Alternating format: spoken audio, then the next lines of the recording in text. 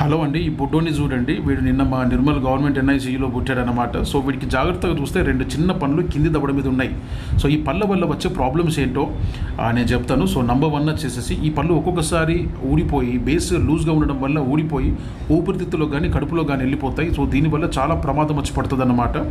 రెండోది వచ్చేసేసి ఈ పళ్ళు పైన కూర్చడం వల్ల పైన అల్సర్స్ ఫామ్ అవుతూ ఉంటాయి. ఆ అల్సర్ వల్ల వాడికి అసలు చాలా పాలు తాగడం కష్టం అయిపోతుంది. సో దీన్నే మనం రెగా ఫెటీ డిసీజ్ అంటాము.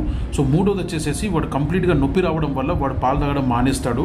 నాలుగోది వచ్చేసేసి ఆ తల్లి యొక్క నిప్పలు ఏదైతే ఉంటుందో ఆ నిప్పుల్ని కొరగడం వల్ల తల్లి నిప్పుల మీద అల్సరేషన్స్ కానీ సివియర్ పెయిన్ మదర్కి రావడం కానీ జరుగుతుంది. అండ్ లాస్ట్ది వచ్చేసేసి ఈ పన్ను లూజ్గా ఉండడం వలన బ్యాక్టీరియాస్ పన్ను కింది నుంచి వెళ్ళేసేసి ఈ దవడ బొక్కను పట్టి చీము ఫామ్ చేస్తుందన్నమాట. సో దీన్ని ఆస్టియోమైలిటిస్ ఆఫ్ ద మ్యాండిబుల్ అంటాం. ఇది చాలా డేంజరస్ కాంప్లికేషన్. సో వీటి గురించి ఒకవేళ మీ పిల్లల్లో ఉంటే కనిపెట్టుకొని ఉండండి. Thank you. హలో అండి. ఈ బుడ్డోని చూడండి.